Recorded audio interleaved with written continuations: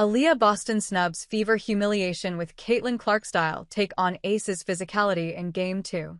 The 2025 WNBA season has been a roller coaster for the Indiana Fever. The team has taken a fair share of hits, with the league's shift toward a more physical style of play. Caitlin Clark has been on the receiving end of that physicality multiple times, and Sophie Cunningham has felt it too. Despite the bruises, the Fever stunned the league with a first-round upset over the Atlanta Dream. They carried that momentum into the semifinals, stealing Game 1 from the Las Vegas Aces before falling in Game 2 to a more prepared opponent. After that opening win, however, Aliyah Boston struck a tone that echoed the fiery attitude of teammate Caitlin Clark. Speaking to the media during her post-game availability, Aliyah shrugged off the humiliation and kept her response lighthearted despite the 22-point blowout loss suffered by the Fever. When asked about the physicality in the game, she said, "Yeah, I mean it's how you look at it.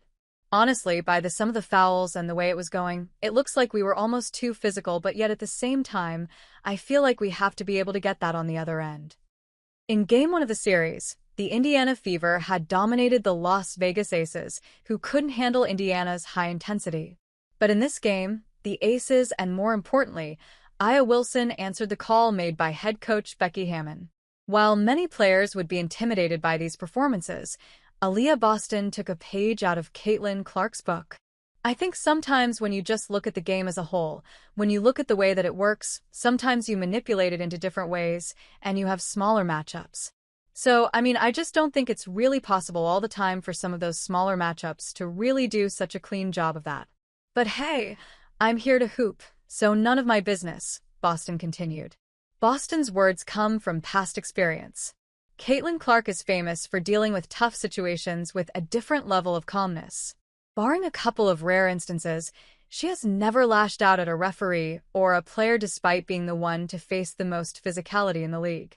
And in her absence, it seems like Aliyah Boston seems to be carrying on the same attitude that has made the Indiana Fever one of the best and relaxed locker rooms. Despite the Fever's ongoing complaints about the WNBA's increasingly physical style, Las Vegas Aces head coach Becky Hammon isn't ready to shoulder any blame for this series. "The physicality is out of control, that's for sure," Hammon said. Drawing a cheeky comparison to the NFL, she argued that while defenders can only bump receivers for 5 yards in football, WNBA players are allowed to hold and grab for half the court. You can bump and grab a wide receiver in the NFL for those first 5 yards, but you can do it in the W for a whole half court.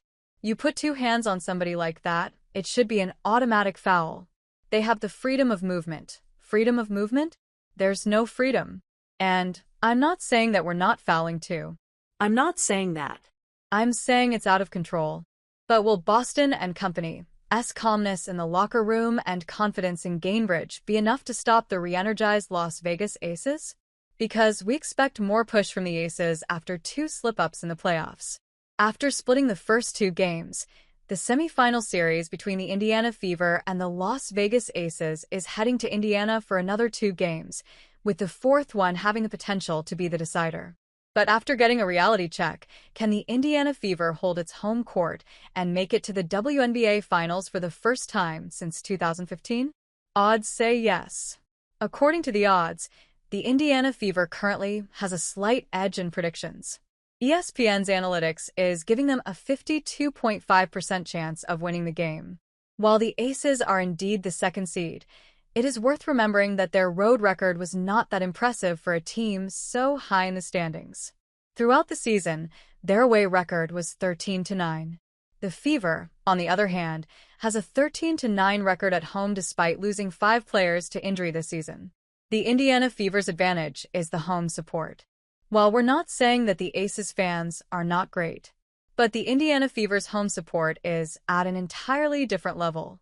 With nearly 700,000 fans turning out across the season, even without Caitlin Clark, the Fever set the league standard for support. With the team deep in the playoffs after a decade, and the Fever has the home court advantage for 2 crucial games, the atmosphere is going to be at a whole new level this time around. This intimidating crowd may lead to a slow start for the Aces.